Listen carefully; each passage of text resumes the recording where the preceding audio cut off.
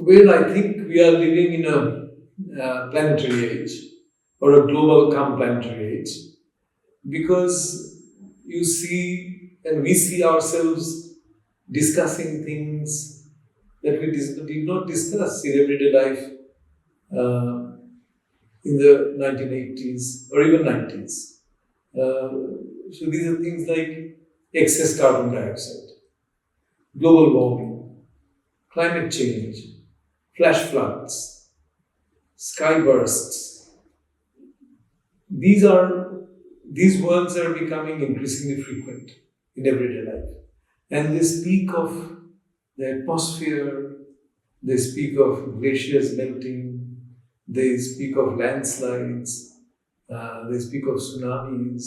So these kind of things that we would have earlier thought of as natural disasters are becoming more frequent even in our everyday conversation, everyday news. Um, south of Europe is burning, Los Angeles is burning, or floods in Australia. All this, I think, is very different from how it used to be in the 1990s. We would talk about globalization, global travel, multinational corporations, all of those things. So that's why I think we are no longer just in the global age. We are also entering a planetary age.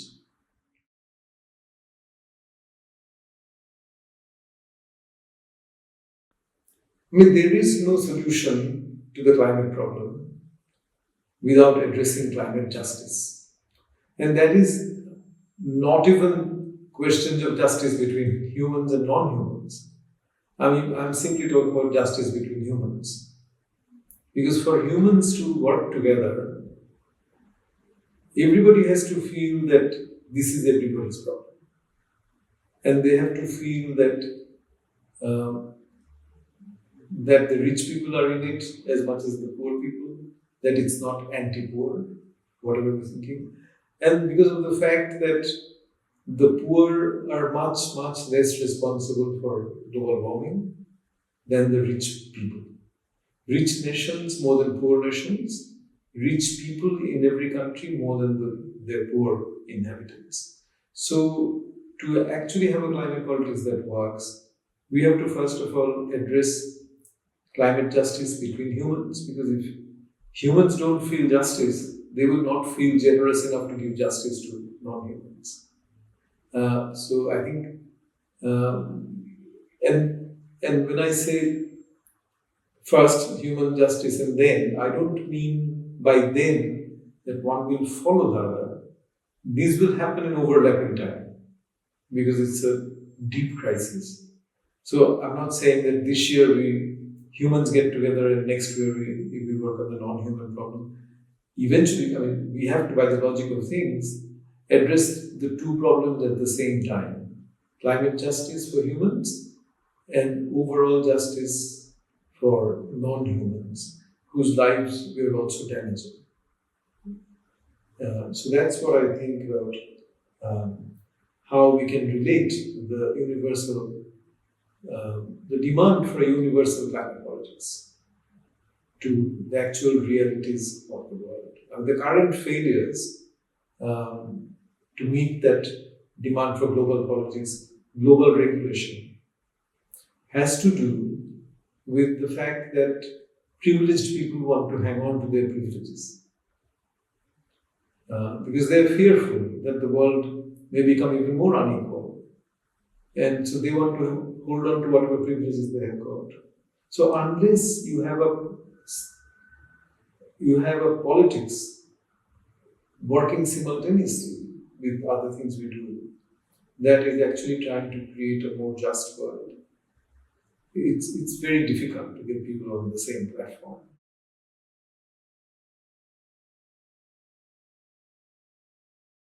There is obviously a chance for, let's say, a little bit of climate justice because even the COP, the Conference of Parties, have a damages fund.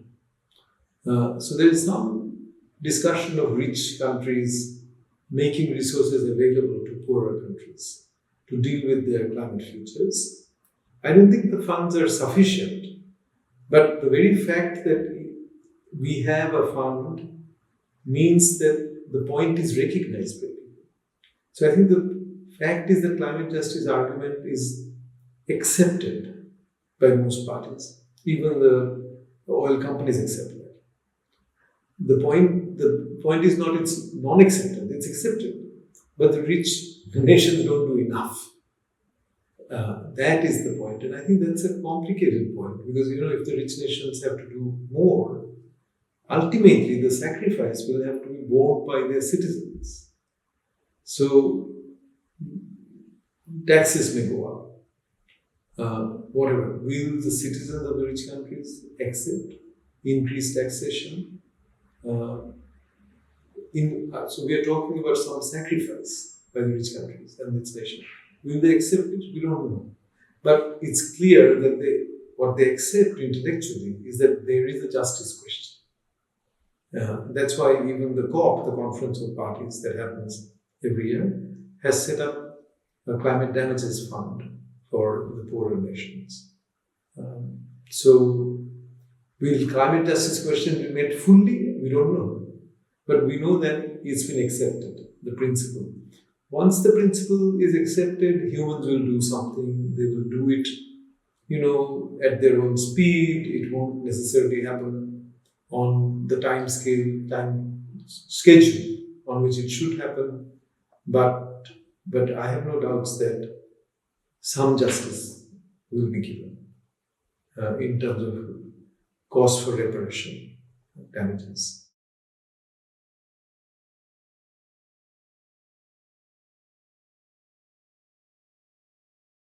No, I actually don't think that this overconsumption lifestyle, where we consume more than we need, is generalizable to everybody and sustainable. The argument is very simple. The rich countries, if you make a distinction between the land you live on and the land you live from, right? So I live in the United States. A lot of the food we consume, I'm simply about food, comes from Mexico, comes from Latin American countries, comes from other places far distant, Australia even. So the citizens of the United States are actually living off an amount of land that is much, much larger than the United States alone. And this is true of all African countries. Whereas,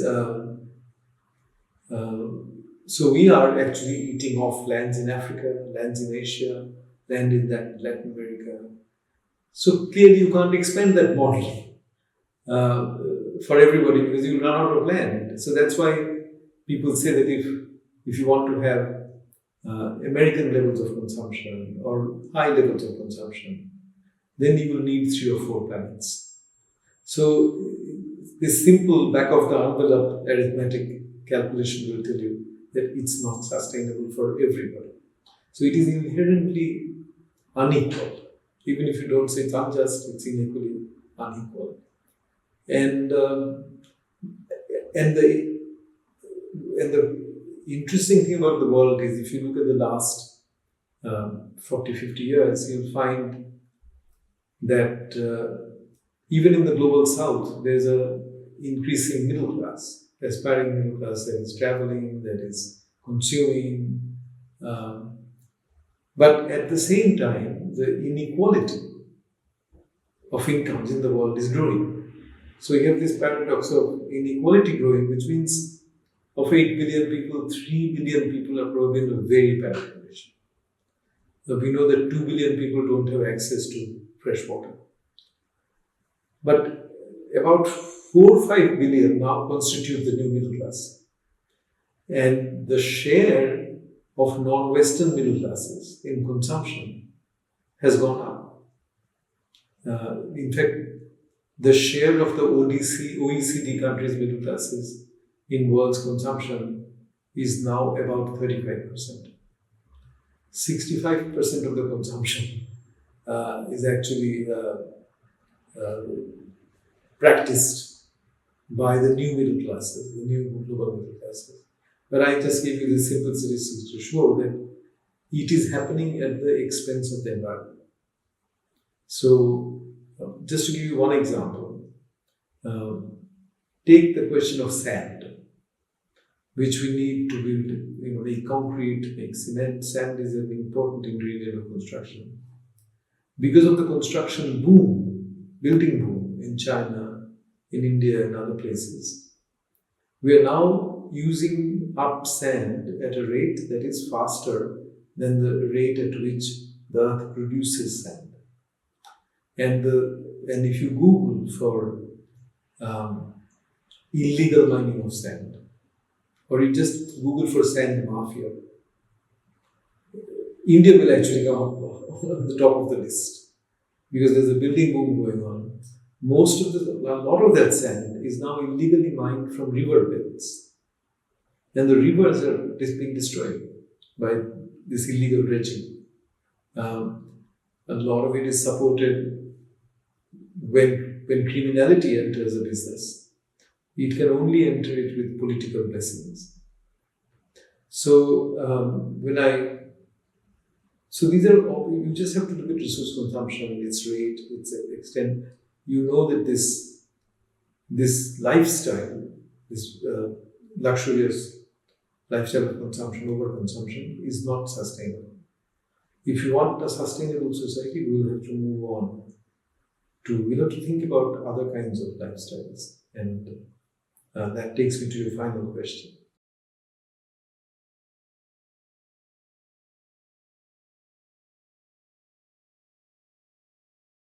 We'd have to rethink the question of quality of life and go back to what's minimally needed for human welfare. And I personally think in whatever steps we take, we have to make sure that we do as much as possible to preserve biodiversity. But that's in principle. The difficulty of going from where we are to a more reasonable level of consumption is that it is not only us who have become dependent on excessive consumption. There are many urban animals and creatures that actually depend on our excessive consumption. So during the COVID crisis, in my city, Chicago, the restaurants all shut down. And we immediately had a rat problem. The Chicago is full of rats. The rats actually live by eating the scraps of restaurants. And I think that's probably true of many big cities. Paris is a bit like that. So the rats had nowhere to go. So they were invading homes. So you see, you have to realize that even this overconsumption lifestyle has its own ecology. An urban ecology. It's so that a lot of non-humans have come to depend on our wasteful habits. So that's why the problem is that you know where you want to go. It's difficult to work out how you get there. So, but I think I have no doubt in my mind that if the current lifestyle is not generalizable, and we want a peaceful world and not a conflicted world, a united world and not a fractured world, not a world in which hundreds and thousands of migrants are wanting to come to your country because their countries are not working, and you are trying to stop them. If you don't want to live in that world, then the privileged people have to make some sacrifice, reorganize their lives, from which they will benefit. I mean, you will have less diabetes, you will have less hypertension, so you can move to a more healthy lifestyle. You would not have this kind of mad rush to the cities. The world is urbanizing at a very fast rate, and which means, when the cities keep adding people, the cities themselves become less livable. When I go to Indian cities today, or in Bangladesh, I was in Bangladesh, and people were asking me about, in Dhaka, the capital city, they were asking me about their city, which is a bit like my own city, Calcutta. And I said, your infrastructure looks very modern. The roads, the glass and steel buildings, they don't look like what I would find in Chicago, in Paris, or whatever, in Berlin. But it's become very expensive to find quiet and peace. And I was saying that in Chicago, I can still go to the lakeside for a walk and find quiet, find spiritual sort of experiences in the heart of the city. But you can't in Calcutta or Bombay or Dhaka. You have to go to a 5-star restaurant to talk to a friend in some quiet space. So the price of quiet has gone up, which means the cities are becoming less livable. So I think we need to steer away from this current mad overconsumption based capitalist cultures. But you also have to remember that you always, in making a transition, you start from where you are. You don't start somewhere else. And that's why the most difficult problem is to work on the transition. It's easier to theoretically work out where you want to be, but it's difficult to actually begin to make the transition. And that's why you need very creative policy people, you need very creative activists, you need very creative social workers, all kinds of people have to come together. For academics, it's easier to do the first task. Just say, this is where I want to be. Like Marx was spelling out the principles of communism and what it should look like. Very difficult to know how I get there, because a lot of people have become dependent on this lifestyle, even in our wasteful ecologies, right? So that's why we need to develop very local, very targeted politics of transition. Like if you're in Delhi, you have to think about the pollution, and your first task might be to how to reduce the pollution. And once you look at the sources of pollution, you begin to see where literally how pollution is killing different forms of lives in the city. There's a family in Delhi that rescues birds and birds like birds of prey that rescue birds because the birds don't have enough oxygen in their lungs. So they drop into the river and risk drowning. And this family picks them up, looks after them. But the rivers themselves are dying. Sometimes dead fish are. So you need to work out what is your first topmost priority in terms of transition. So you take that step. And if you can take that step, then other steps will open up. And in that respect, the transition will be different in every city, right? So there's no universal prescription. There's a universal statement of principles by which we want to live. But we need creativity, cooperation, and very local, kind of calibrated steps with the help of which you make local advances, but towards the same goal globally. Thank you.